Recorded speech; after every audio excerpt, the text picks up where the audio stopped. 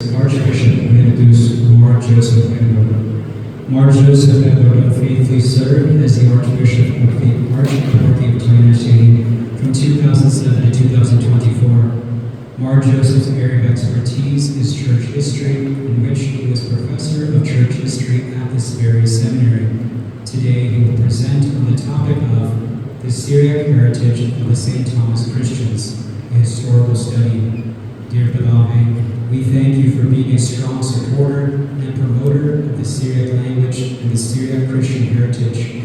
Your contributions to the Syro-Mulbar Church will have a lasting impact in generations to come. Thank you for joining us today.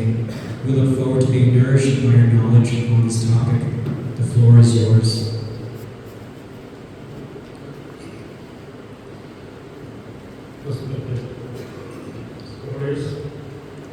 And dear participants,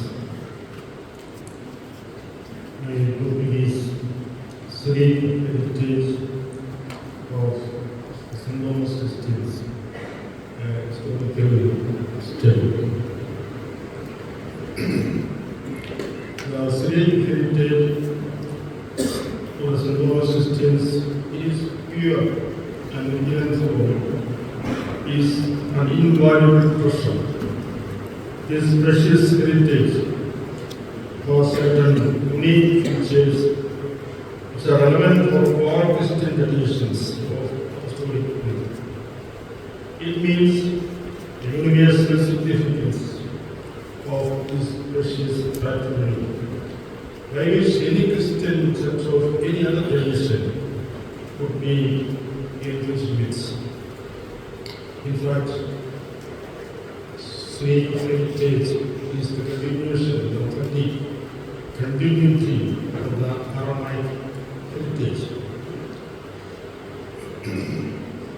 Aramaic, in its various dialects, has been continuously used for more than 3,000 years.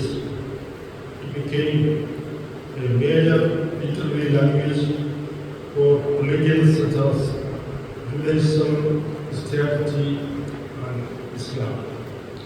It is still spoken in certain Muslims.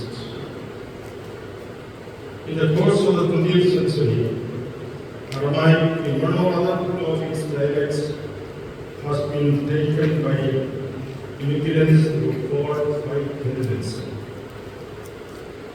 In the cultural history of the Middle East, in the last 4 millennia, along with Akkadian and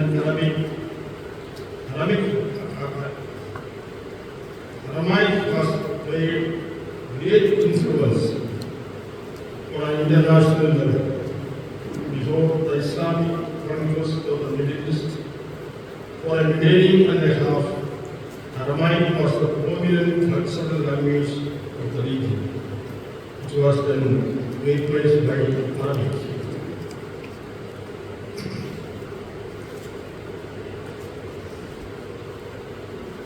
The root map of Aramaic was reveals the unique role of the Aramaic for Syriac language and culture, the divine economy of salvation. Aramaic is a Semitic language. It was the mother tongue for the region called Aram in ancient times, comprising the present eastern Syria and northern Iraq. Inhabitants of Aram, the Aramaeans, traced their origin to Aram, a grandson of Noah, and the fifth son of Shem, son of Noah. The name Semitic originates from the name Shem. Aramaic is believed to be the oldest of the Semitic languages. Thus, Aramaic and Aramaeans have a patriarchal ancestry. Bethuel, the nephew of Abraham, and Naaman, Bethuel's son, lived in Haran. They were called Arameans, and their language was Aramaic. Already by 1000 BC, the Aramaeans were using linear alphabets for writing, which indicates that they were a highly civilized people at that time. The Aramaeans wrote their Aryan alphabet, the Syrian and other Asiatic countries up to the frontiers of India. Gradually, the Syrians and the Babylonians adopted the Aramaic alphabet.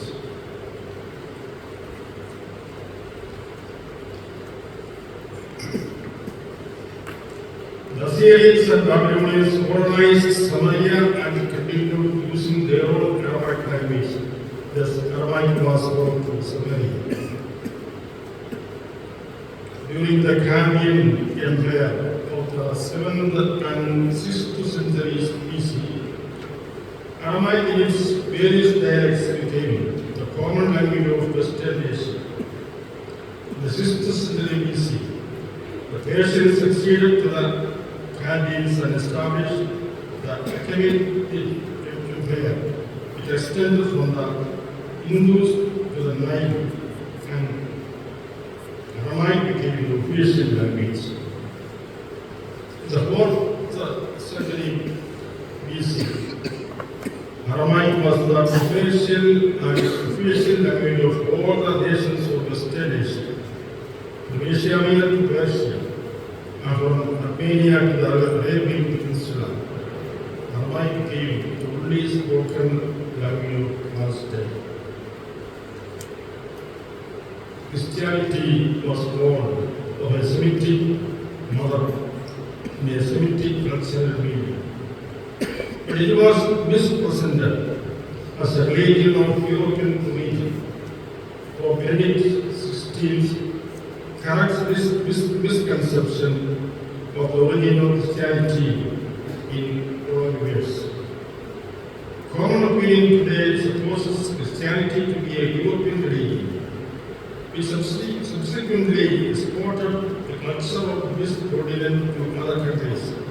But the reality is far more complex, since the roots of the Christian religion are found in the Old Testament. Hence, in Jerusalem and the Semitic world, Christianity is still nourished by these Old Testament roots. Furthermore, its expansion in the first centuries was towards the west, towards the Greek or Latin world, where it later inspired European culture, and in the direction of the east, as far as Persia and India. It thus contributed to the creating a specific culture in Semitic languages, the identity of its soul. Was Emeritus in 2007.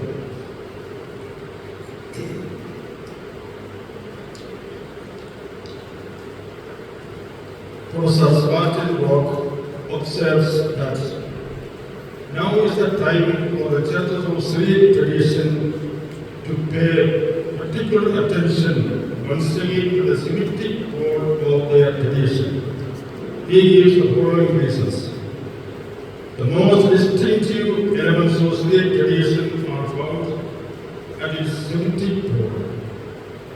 These distinctive elements belong to what is specifically Asian, indicating the fact that Christianity is not an export from Europe, but is a religion with its historic origins in Asia. By building upon the Semitic core of their tradition, the Syriac churches can contribute to the enrichment of the other Christian churches whose roots lie in the Latin West or the Middle East. Gradually, the names Aram, Aramean, and Aramaic were changed into Syria, Syrians, and Syriac, respectively. The change became popular and established among the Arameans in the period between 2nd and 6th centuries AD. It was on occasion of their conversion to Christianity that the Aramaics began using the name Syria, Syrians, and Syriac. When the Armenian kingdom of Osrhoene became Christian, with the conversion of King Akbar, the Aramaic dialect of Edessa, the capital city, became the literary and liturgical language of the Aramaic Christians. They then called themselves Syrians, and their language is Syriac, abandoning the designation Arameans, which means for them Gentiles. Change of the name and development of the language. Change of the names from Aramaic to Syriac was followed by great developments such as modification of the letters of the alphabet, uniformity in the pronunciation of the words, introduction of the vowel signs, etc. Syriac became a great literary language.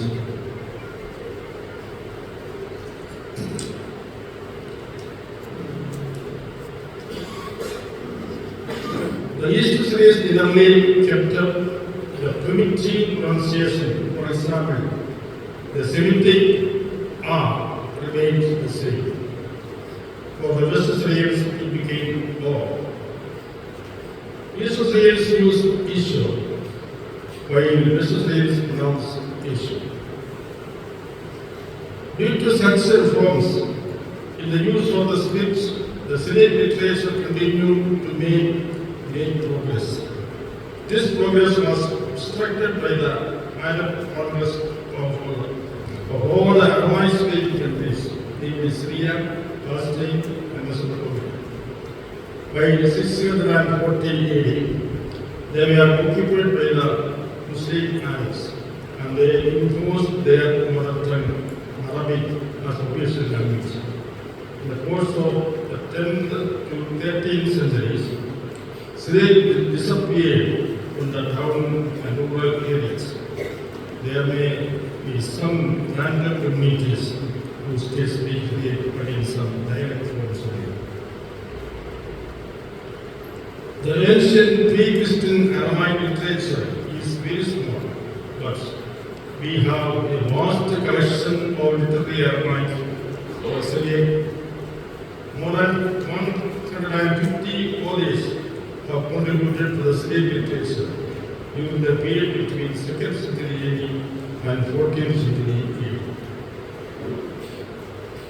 In short, Syriac was once the flourishing spoken and literary language of all Western Asia and the liturgical language of all the Syriac-speaking churches. Consequent upon the Arab conquest and polarization, the language became dead and was confined to books and liturgy.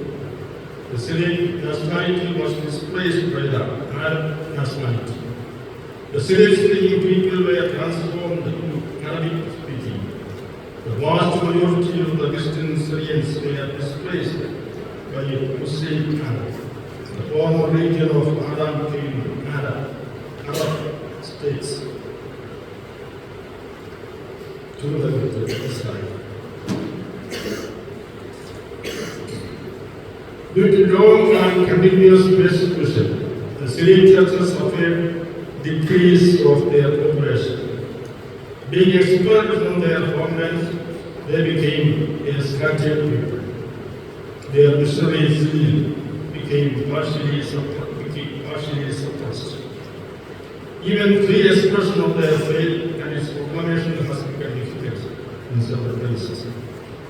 This scenario of the history of Syriac language and heritage is very painful. Still, this Syriac heritage has a deposit of wealth, an invaluable spiritual treasure, a precious possession of the church. It has been preserved mainly through liturgical traditions, Bible commentaries, patristic writings and teachings, Sita Bible, canonical discipline, monastic life rest. This deposit is a powerhouse of the sources of theology, sexuality, morality, and disciplinary values. Even though this Syriac heritage, with its original Semitic features, is of special importance for the universities, the chief heirs of this precious treasure are the churches of Syriac tradition. According to the statistics of Eastern churches published from Vatican in 2019, among the Catholic Eastern churches, the total number of faithful for the Syriac churches is 52%. Among them, the Syro-Bulgarians are 54% and Syro-Malangara 3%. The Catholic East Syrians together form 28%. Thus, the total Catholic St. Thomas Christians are 27%. If we add the Cardinals, it will become 31%. If we consider the St. Thomas Christians in general, we should also take into consideration the non-Catholic St. Thomas Christians as well. Even then, considering the numerical majority, the potential and global presence, and comparatively better freedom and opportunities, the Syro-Malabar Church has, I believe, greater responsibility and a prominent leadership role to protect and promote the Syriac language in the Syriac heritage, for attention, also to comply with the teaching of Vatican City. A brief historical reflection. I would like to make a brief reflection of the St. Thomas Christian attitude towards Syriac heritage over the centuries. One, attachment to the Syriac and Syriac heritage. All throughout their non-history, at least until the beginning of the 20th century, St. Thomas Christians as a whole kept a sensitive attachment to the liturgical language as the language of living revelation. They esteemed their Eustachian liturgy as the most precious part of the law of God, by which they meant the sum total of their occasion. Their deep affection towards the Syriac heritage is well expressed in an often cited letter written by the chief men of the St. Thomas Christians to Pope Benedict in 1578. There it was stated, our liturgical prayers are in Syriac, or Caldaic language, transmitted to us by our father St. Thomas, and that we and our ancestors were taught this language. In the 16th century, the Western Latin missionaries reached India and came to contact the Thomas Christians. They wanted and tried their best to detach the Thomas Christians away from their Eastern heritage and to recognize them about this historian Sukhama says. For the Portuguese missionaries of the first half of the 16th century and later, the ideal thing was to bring the St. Thomas Christians over to the Latin rite. The means employed were missionary work of the Latin ways, especially the Franciscans among the Syro-Bulgarian Christians, and education of a Latin native for their audience. The missionaries thought that uniformity in the Latin Roman Church was the ideal thing, and the communion occasionally exposed to unity in diversity was anti-Catholic. They also had another misconception that Syriac language was the vehicle of heresies and race, and therefore study and use of Syriac was terminated. Instead, Latin was taught. The missionaries also wanted to end the hierarchical relationship for Thomas Christians with the Cardinal Syrian Church and put them under the Latin. It was this same mentality and purpose that Emeritus Prof. Latin were conducted the Synod of Diana in 1599. Mass decrees and subsequently subjected the Eastern Church of St. Thomas Christians to Latin and even after all attempts for Latinization from the part of the Latin missionaries, and about 3 centuries of Latin too, the love of the Thomas Christians towards their Syriac heritage could not be suppressed. Both the clergy and the laity were tirelessly appealing to the Holy See and other authorities to have their Syriac heritage restored and waited patiently.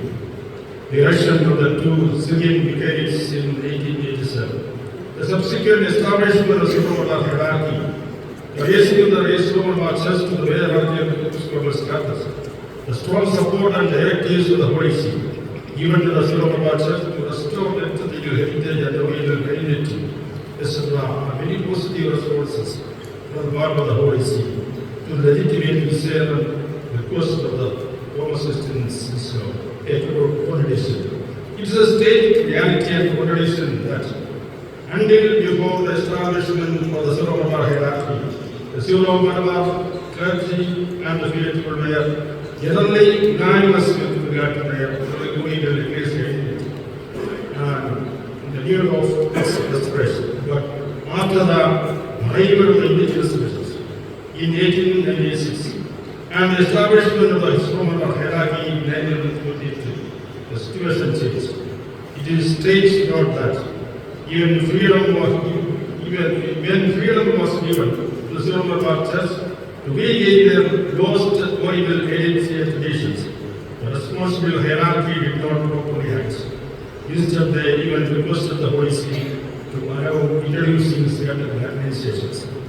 At this tragic situation, the Holy Father Pope Christ XI intervened and initiated the process of the synthetic restoration, categorically rejecting any kind of organization.